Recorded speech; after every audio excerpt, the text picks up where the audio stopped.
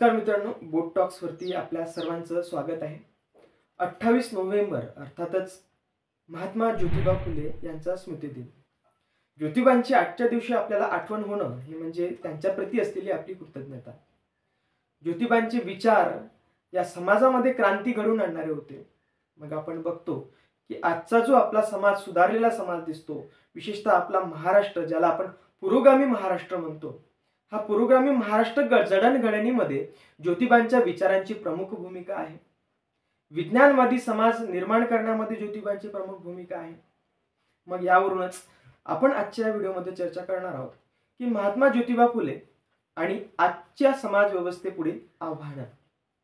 कारण ज्योतिबांनी हा जो संपूर्ण समाज निर्माण करण्यासाठी जी भूमिका घेतलेली होती, जो त्यांनी त्याग केला किंवा जी त्यांची मेहनत त्यांनी घेतली, त्याला कुठेतरी आज तडा जाताना आपल्याला दिसतो। हे आता उदाहरण म्हणजे नुकत्याच झालेल्या विधानसभा निवडणुका।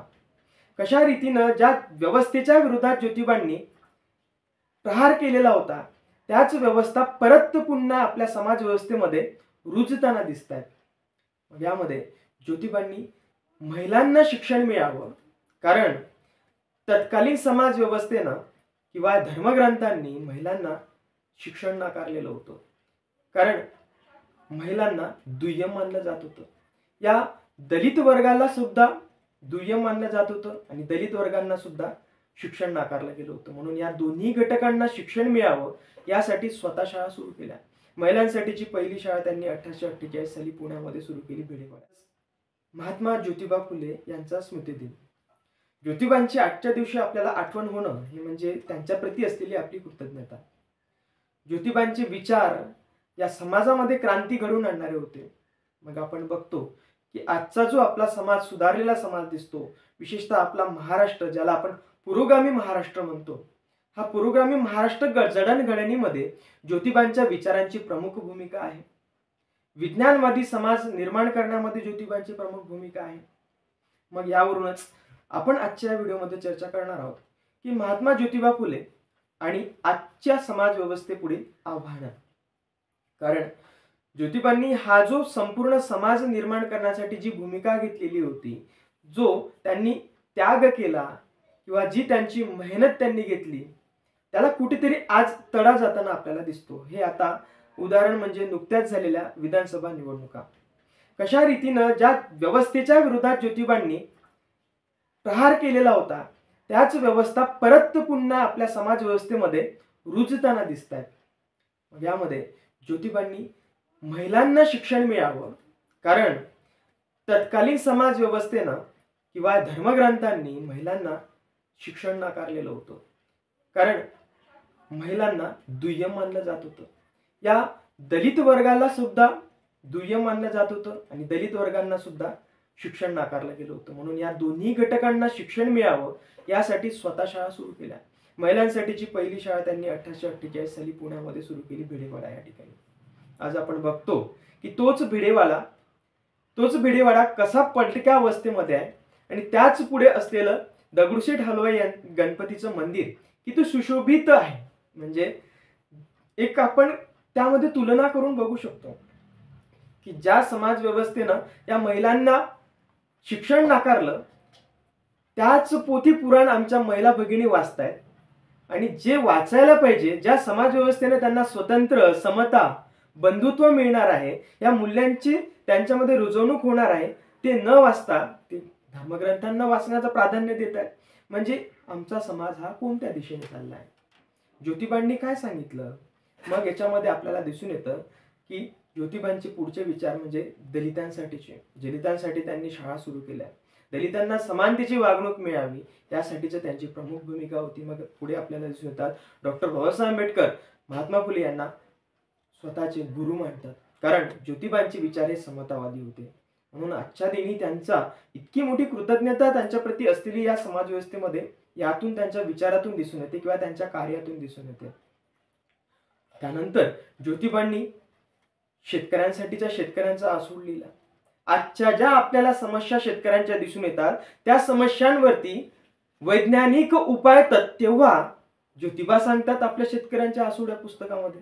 मग किती शेतकऱ्यांनी हा शेतकऱ्यांचा आसूड वाचला, किती समाज व्यवस्थेत किंवा आपल्या समाजानं किती वेळा ज्योतिबा फुले यांचं गुलामगिरी हे पुस्तक वाचलं, हे आपण विचार केला पाहिजे. खरं तर ज्योतिबाच हे आपले खरंच म्हणजे सत्यशोधक होते. सत्याचा शोध घेणारा हा आपला महापुरुष, याचं आपण खरंच वाचन करायला पाहिजे. आजच्या पिढीला आपल्याला महात्मा फुले यांच्या विचारांची गरज आहे. मग आपल्याला दिसून येतो एक भिडे गुरुजी नावाचा माणूस, जो महात्मा फुले यांचा अपमान करतो, आपल्या महाराष्ट्राचे दैवत छत्रपती शिवाजी महाराजांचा अपमान करतो. तशा भिडे गुरुजी याला पाठिंबा देणारा आपला बहुजन वर्ग आहे. मग या बहुजन वर्गाला कशाची गरज आहे? धर्मांधतेची गरज आहे की समता स्वतंत्र बंधुत्वाच्या विचारांची गरज आहे? हे आपण विचार केला पाहिजे याचा. म्हणून खरं तर हा आजचा व्हिडिओ करण्यामागचं तेच कारण आहे की आपल्याला समजावं लागणार आहे की आमचं समाज व्यवस्था कोणत्या दिशेने चाललेली आहे. मग यामध्ये जे विचार ज्योतिबांचे समतेचे विचार पाहिजे आहेत आपल्याला, ते कुठेतरी तडा जाताना दिसत आहेत. मग याला आपण काय करायला पाहिजे? महत्वाचं तर आमच्या महिला भगिनींना शिक्षण हे मोफत व्हायला पाहिजे. कारण शिक्षण हे वाघिणीचं दूध आहे आपण म्हणून ओळखतो. म्हणून शिक्षण, उच्च शिक्षण का मोफत नाही मिळावं? आज फक्त प्राथमिक शिक्षणच मोफत मिळावं का? उच्च शिक्षण सुद्धा मोफत मिळावं आमच्या महिला भगिनींना. मग त्याकरिता आम्ही लाडक्या बहिणीसारख्या योजना न काढता महिलांसाठी जर शिक्षणाची सुविधा जर आपण उपलब्ध करून दिली, मोफत शिक्षणाची सुविधा, तर काय बिघडतं? मग याच्यासाठी केवळ काय होत आहे की आमच्या फक्त आणि फक्त राजकारणासाठी या सगळ्या गोष्टी चालल्या आहेत. महिलांच्या खात्यावरती 1500 रुपये टाकलेत म्हणजे याचा अर्थ आमच्या महिला भगिनी पुस्तकं नाही खरेदी करणार त्याची, तर त्याची धर्मग्रंथ खरेदी करणार, त्याच्या पोथ्या खरेदी करणार आणि त्याची ते पूजा करणार. ही व्यवस्था आपल्या इकडे होते किंवा ही सगळी सवयी आपल्याला सगळ्या जडत आहेत. हे कुठेतरी वेगळ्याच दिशेने घेऊन चालणारी एक व्यवस्था आहे असं म्हणता येईल. मग बहुजन वर्गाने समजणं गरजेचं आहे की आपण धर्माला महत्त्व द्यावं की या संविधानाला महत्त्व द्यावं. कारण संविधानामध्ये संपूर्ण विचार हे आपल्या महात्मा फुले यांचे विचार दिसून येतात किंवा त्यांच्या मूल्यांची जडणघडण या संविधानामध्ये आपल्याला दिसून येते. मग संविधानाचा पुरस्कार करणं हे आपलं आजचं कर्तव्य असलं पाहिजे. मग किती आमच्या भारतीयांनी हे संविधान वाचन केलं? खरं तर आपण मतदान करायला जात असताना ते संविधान वाचल्याशिवाय खरं तर आपण मतदानच करायला जाऊ नये, हे प्रमुख कर्तव्यच असायला पाहिजे आपलं. परंतु काय, आम्हाला काही देणं घेणं नाही.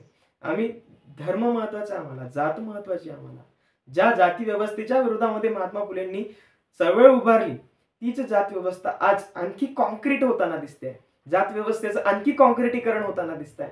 मग आम्हाला वेगवेगळ्या जातींच्या संघटनाच्या माध्यमातून, खरं तर जातीयवादी कोण असणार? जो आजच्या व्हॉट्सअप ग्रुपला, जातीच्या व्हॉट्सअप ग्रुपमध्ये जो असेल तो खरा धर्मांध आहे आजचा. हे लक्षात घेतलं पाहिजे आपण. मग आम्ही याच्या पलीकडे कधी निघणार आहोत हे आपण विचार करणं आजची काळाची गरज आहे मित्रांनो. खरंच आपण आज महात्मा फुलेंचे विचार वाचावे. महात्मा फुलेंचे विचार हे आपल्या दैनंदिन जीवनामध्ये रुजवावेत, ही आजची काळाची गरज आहे. हे आपल्या समाज व्यवस्थेपुढचे आव्हान आहेत. महिलांचं दुय्यम स्थान. महिला आता या पुन्हा पोथीपुराणाकडे जात आहेत. आमचे युवक हे आता व्याभिचाराकडे जात आहेत. आमचे युवक हे जातीयता मानतायत, धर्मांधता मानतायत. ही आव्हानं आहेत आमची समाजापुढची. इथे ब्राह्मण्यवाद वाढतोय, सनातनवाद वाढतोय. ज्या सनातनाने महिला भगिनींना आमच्या दुय्यम लेखलं, तोच सनातन धर्म पुन्हा आता नव्याने पुढे येतोय. ज्या सनातन धर्माच्या विरोधामध्ये आमच्या महात्मा फुलेंनी प्रघात केला, तोच सनातन धर्म पुन्हा आता या समाज व्यवस्थेमध्ये रूढ होत आहे. मग आता याच्यावरती खरं आपण निर्णय घेणं गरजेचं आहे की आम्हाला काय हवं. मी या ठिकाणी थांबतो मित्रांनो. भेटूया आपण आपल्या पुढच्या व्हिडिओमध्ये. धन्यवाद.